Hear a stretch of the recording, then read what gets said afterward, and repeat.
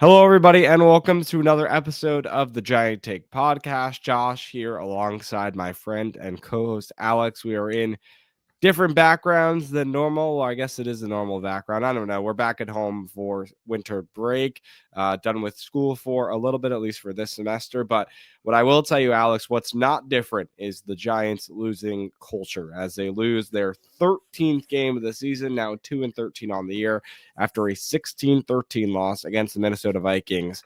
Alex, I'm gonna just get right into it. Honestly, obviously, I know how you are because it's certainly not good, and I do want to go straight into what was this lackluster passing attack. Because yes, the Giants lost their 13th game of the season. Yes, they lost whatever it is 9 in a row now. But something that was a little different in this game compared to the others was the lack thereof when it came to the passing attack and Jackson Dart to a level that I don't think we've ever seen before this year. I mean, 7 receptions for 33 yards among all the Giants receivers. And Jackson Dart's stat line is 7 for 13 for 33 yards and an interception.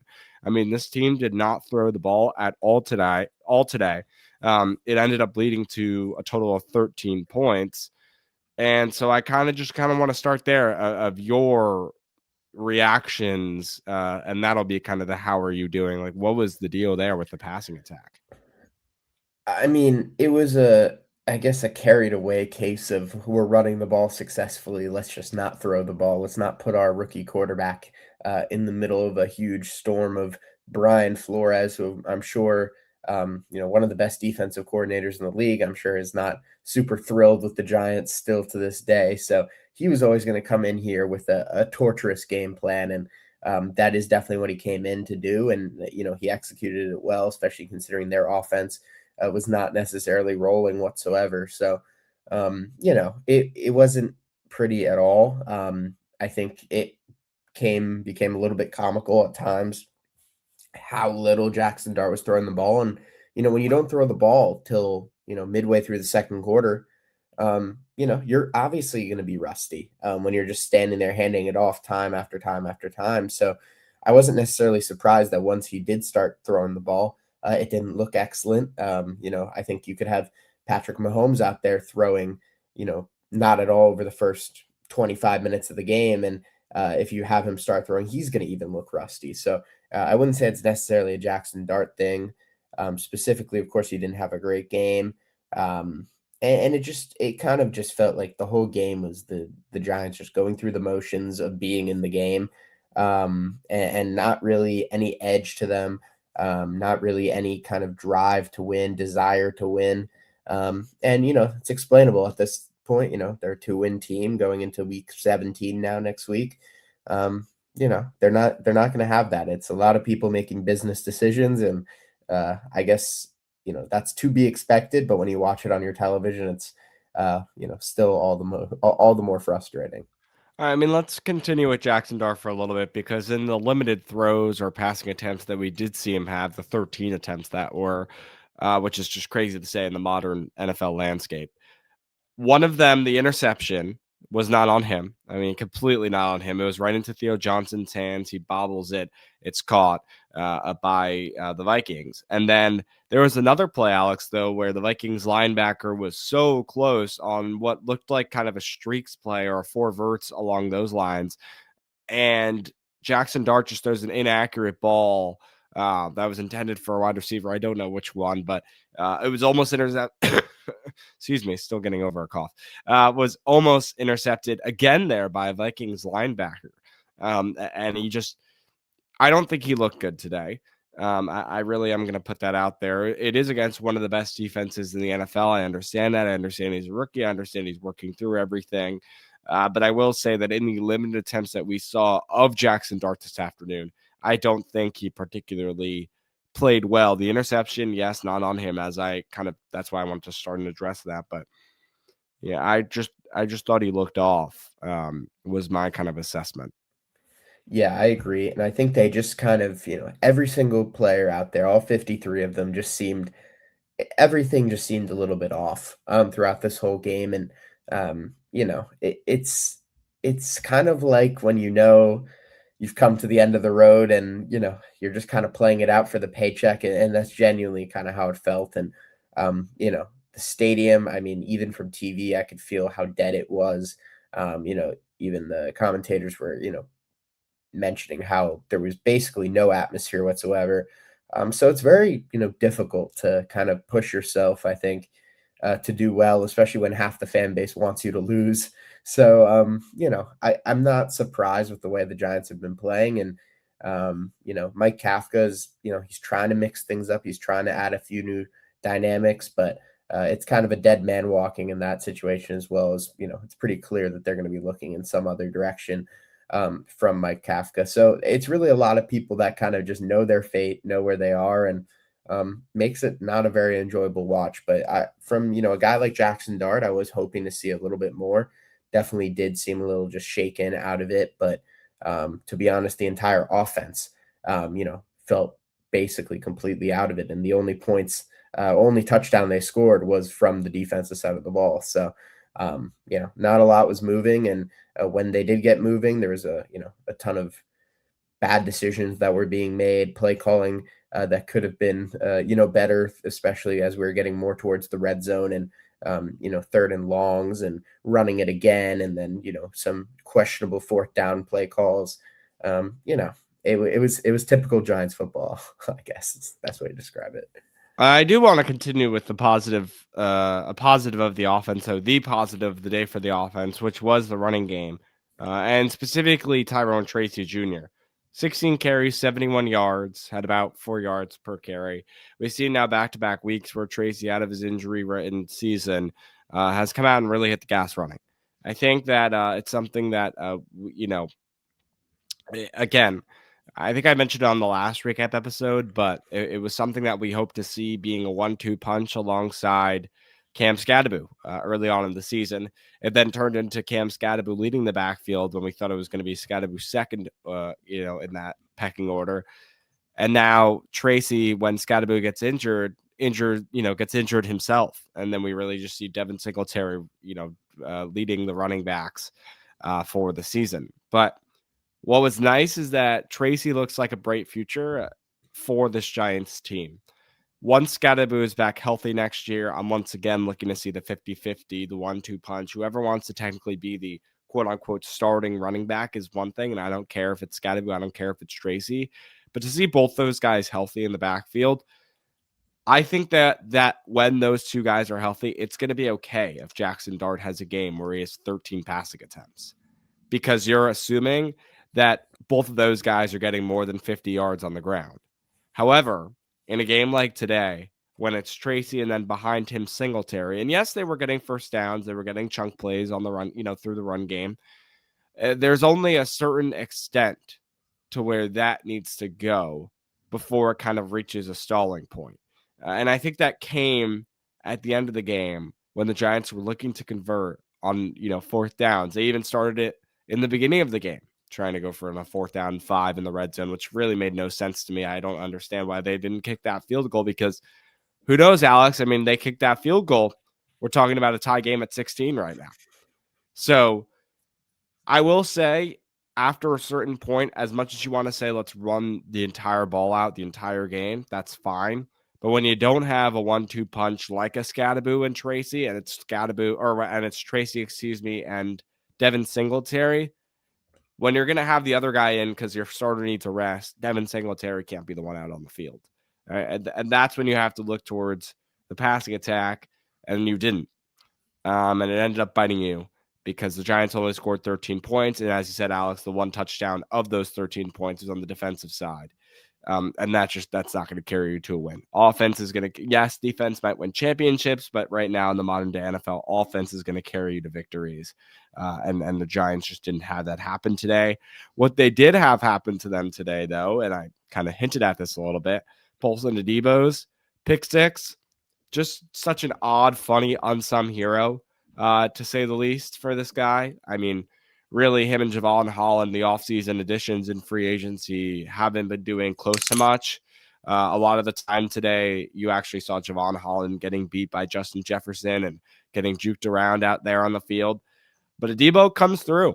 and comes through in a big way. And it's funny because just whatever it was, also in this game, the Giants had another play where they took it all the way, but because Abdul Carter jumped off sides, that play got neglected and negated, whatever word you want to use. But Adebo comes through, gets a pick six, so congratulations to him. And that is basically it on the Giants defense. Besides, and this is a huge besides, because Brian Burns, man, I mean, this guy has really been the one, if you are going to pick one successful Giants player on both sides of the ball all year. I guess you could put Andrew Thomas up there too for just another solid season, which, by the way, update, I believe he's doing okay. The injury, I mean, just have him sit out for the rest of the year. There's no reason not to. I mean, yeah. But anyway, Brian Burns has been electric for this team. He had another 2 sacks today. And I really give all the credit to him because you know what? On a shitty team like this, when you're sitting there, you're 27 years old, you're thinking, what am I doing with myself? What am I doing with my life right now on a team like this?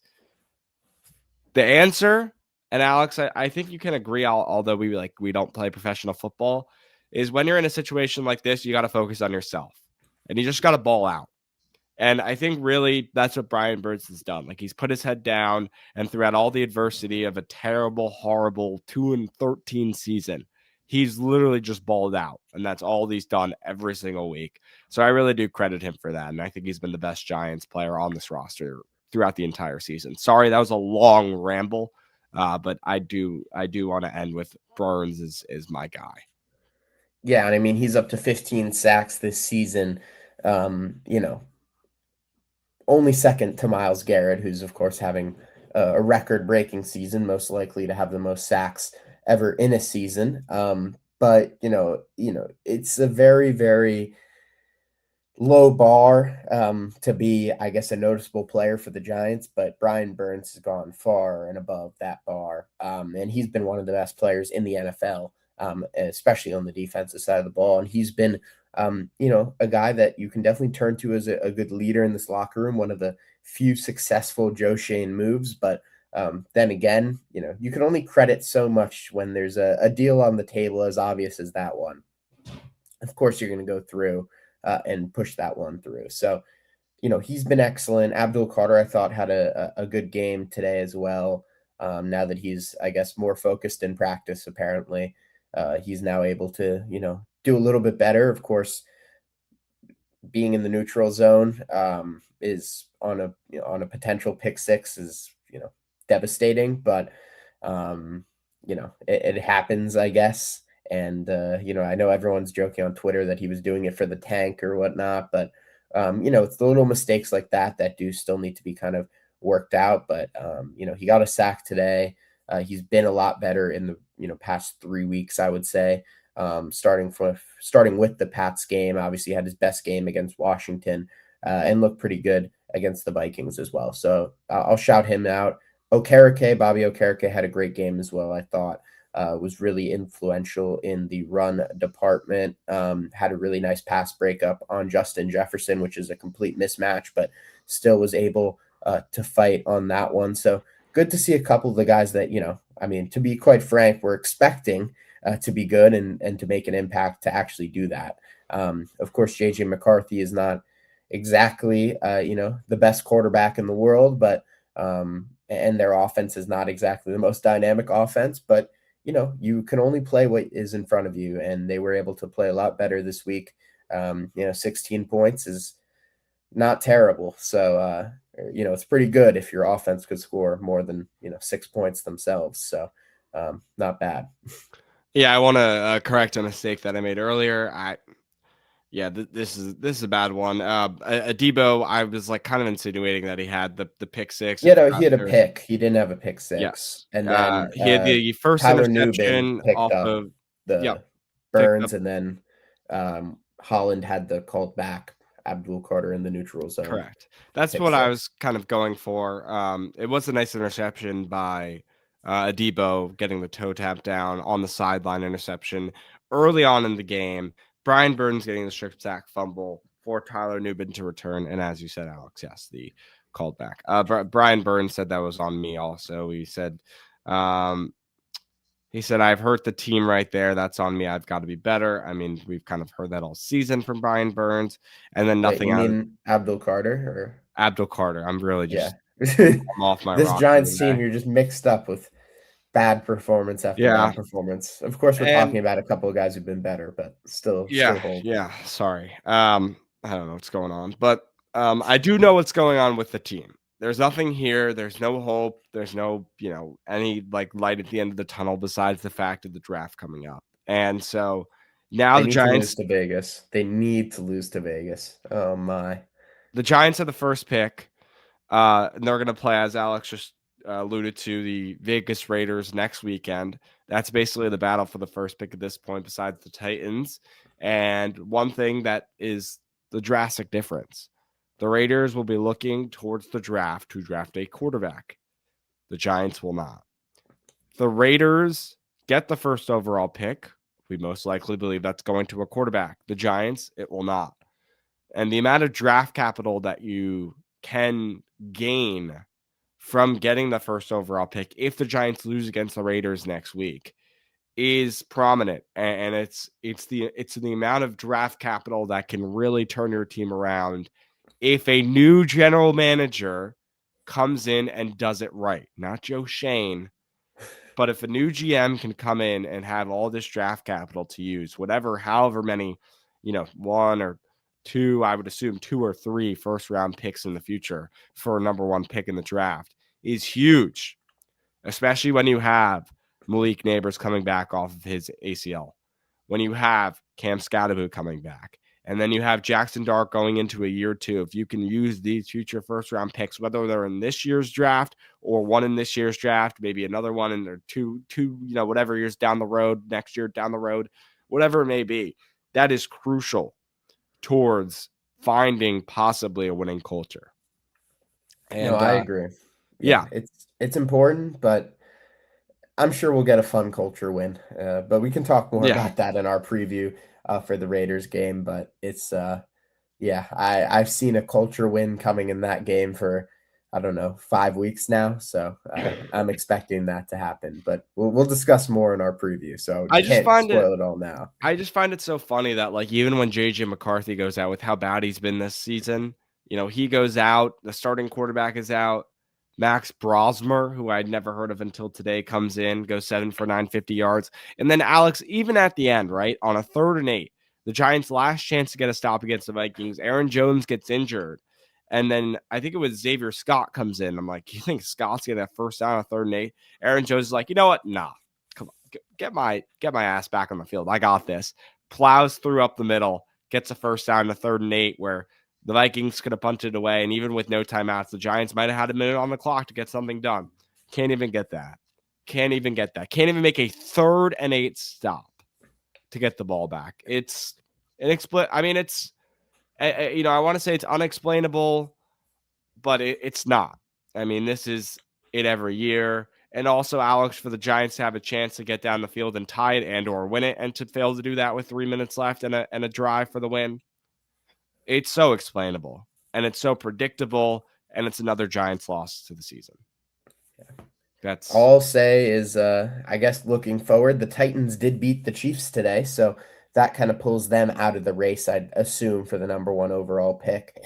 So, I think I don't really know. I'm not a big, draft tankathon chaser, but that is something I want to point out before we kind of wrap this one up, because it is an important point that this Vegas game is definitely the battle for the number 1 overall pick. I know they're playing the Texans right now.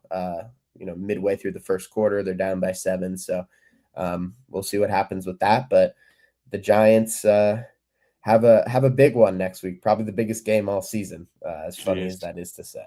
Jeez. I mean, yeah, it is the Fernando Mendoza Bowl, Alex. That's what's going to be called, the Fernando Mendoza Bowl, and not for obviously the Giants. Well, we don't think the Giants, but regardless, if they lose, then it's going to be to the Raiders most likely that they get Mendoza. But if they win, it'll be whoever assumes gets that first pick will take Mendoza anyway. So I will still label it the Fernando Mendoza Bowl, and I'm sure that'll be circling around throughout the week as well. Huge game against the Raiders coming up.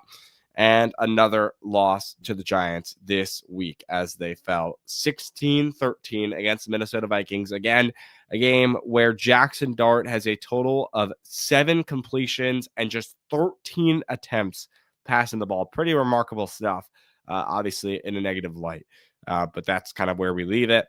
And that'll do it for this episode of the Giant Take Podcast. But before we wrap up, if you can help us out if you made it this far, we really appreciate it. Into the episode, if you want to help us out even more, hit that subscribe button down below. Follow us on our socials at the Giant Take Pod, Twitter, TikTok, Instagram, Facebook. Alex is on X at Anorian23. I'm on there at JoshTobo29. And obviously, if you are listening, you can rate us 5 stars on the podcast platform that you're listening to us. We appreciate you. We'll see you next time for a preview. I was going to say hopefully after another Giants loss because we want them to lose against the Raiders, but we will see you before that game next weekend. Thank you so much. Peace.